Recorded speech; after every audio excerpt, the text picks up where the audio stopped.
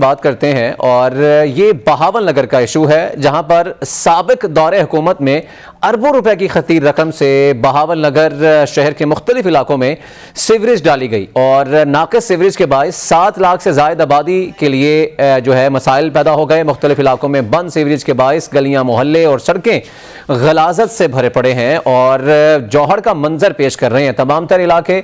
और हालिया बारिशों से पैदा होने वाली सूरत हाल ने जहां नाक़िस सीवरेज का पोल खोल दिया है और वहीं पर जो म्यूनसिपल इंतज़ामिया है उसकी कारकर्दगी भी अब खुलकर सामने आ गई है। ये वो मनाजिर हैं कुछ इलाकों के जहां पर सीवरेज के बायस लोगों को बहुत सी मुश्किलात का सामना है और सीवरेज का जो गंदा पानी है वो सड़कों पर मौजूद है और अहले इलाका का बाहर निकलना भी महाल हो चुका है और ताफुन है, गंदगी है और गलाजत है, जिसकी वजह से वहाँ पर जो लोग हैं वो बहुत तंग हैं और म्यूनसिपल जो इंतज़ामिया है उसको बारहा मरतबा शिकायत भी की गई लोगों की जानिब से, लेकिन उनका जो है कोई मसला हल नहीं किया गया। इस पर बात करने के लिए नुमाइंदा पेनन तारिक हफीज़ हमारे साथ मौजूद है, उनसे बात करते हैं।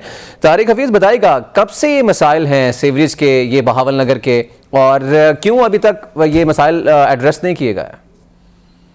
जी बिल्कुल, ये जो है ये आज का मसला नहीं है। तकरीबन इसको 12-13 साल हो गया इस सीवरेज को। ये 3 फेज में डाला गया और ये 4 अरब से ज्यादा रकम जो है ना इस पर खर्च की गई, लेकिन ये नाकस सीवरेज होने की वजह से आवाम को इंतहाई परेशानी का सामना है। 7 लाख की आबादी शहर की जो कि मसाइल से दो चार है और यहाँ जब बारिशें होती हैं तो ये नदी नालों का मंजर पेश कर रही होती है, गलियां, सड़कें।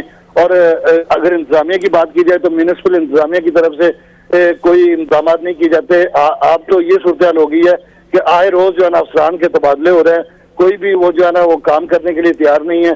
अगर नाक़िस सीवरेज है तो उस हवाले से अगर अमला जो है वो वर्किंग करे तो उसको रिजॉल्व कर सकता है, लेकिन अमले की तरफ से भी कोई इकदाम नहीं किए जा रहे और उस पर जिले इंतजामिया जो है उसमें भी खामोशी का रोजा रखा हुआ है। बिल्कुल जो है ना इस हवाले से ना कोई जो है चीजें नजर आ रही हैं। अगर आम जिला इंतजामिया ने खामोशी का रोजा रखा हुआ है। तारिक हफीज, हम ये सूरत हाल देख रहे हैं, सूरत हाल बड़ी अबतर है इस इलाके की। मुझे ये बताएगा, आपने ये भी बताया कि 4 अरब रुपए की जो रकम है वो खर्च की गई, और ये कब सीवरेज लाइनें डाली गई थी? और 4 अरब की रकम खर्च करने के बावजूद सीवरेज का जो निज़ाम है वो ठीक नहीं है।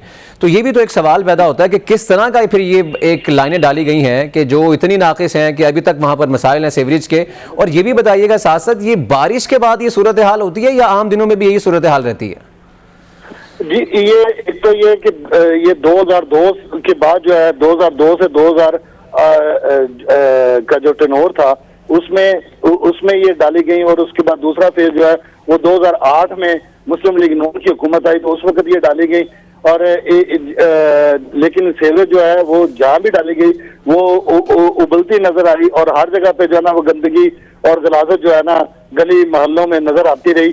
और इस पे चले हमारे साथ मौजूद हैं सेक्रेटरी इत्तलात जनूबी पंजाब पाकिस्तान तहरीक इंसाफ सोहेल खान साहब हमारे साथ मौजूद हैं। इलेक्शन भी इन्होंने लड़ा था, इनसे बात करते हैं। सोहेल खान साहब, बहुत शुक्रिया आपके वक्त का। हम ये बात कर रहे हैं बहावल नगर में सीवरेज की।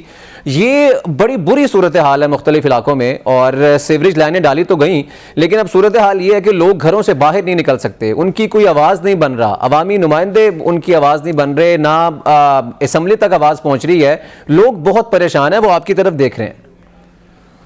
बिस्मिल्लाहिर्रहमानिर्रहीम, बड़ी मेहरबानी जी। PNN का मैं शुक्रगुजार हूँ कि उन्होंने हमारे बहावल नगर के इस मसले पे फोकस किया है जी।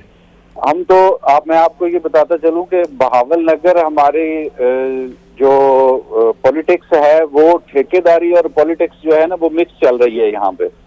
ये तारिक हफीज साहब ने बड़ी जबरदस्त रिपोर्ट बनाई है। ये 4 अरब रुपए के जो यहाँ पे फंड्स आए पिछले 2 टेन्योर्स में, जो ये कोई इतनी पुरानी बात नहीं है, पिछले टेन्योर में जो मुस्लिम लीग नून के जो यहाँ से हमारे लोकल MP हैं, अब भी MP हैं, वही ठेकेदार हैं और वही ठेकेदार से 40 करोड़ रुपए उनका पिछली दफा आया। 80 करोड़ रुपए के ठेके 2 दफा इन्होंने लिए और इतना नाकस उस पर काम किया गया कि अब बहावल नगर की सूरत हाल ये है कि किसी एक घर में, अब तो बारिशें हो चुकी हैं, बारिशों में तो ये मसला होना ही होना है, बारिशों के अलावा भी किसी एक घर का निकासी का बंदोबस्त यहाँ पर नहीं है।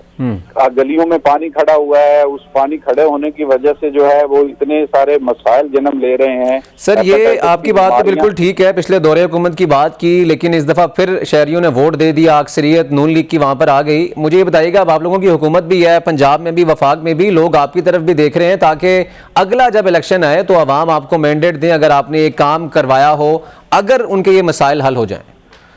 जी बिल्कुल, हमने यहाँ पे पाकिस्तान तहरीक इंसाफ ने हमारी एक डिस्ट्रिक्ट लेवल पे कमेटियां बनाई हुई हैं, DCC के नाम से, डिस्ट्रिक्ट कोऑर्डिनेशन कमेटीज। तो सीएम पंजाब ने मुझे बहावलनगर से PP 239 से डिस्ट्रिक्ट कोऑर्डिनेशन कमेटी का भी मेंबर बनाया हुआ है, और मैं इंफॉर्मेशन भी था पाकिस्तान तहरीक इंसाफ का।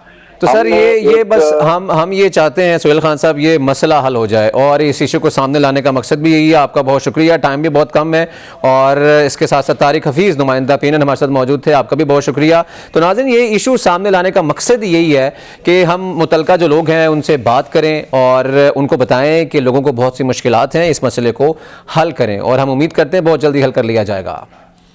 वापस आएंगे ब्रेक के बाद, और जब वापस आएंगे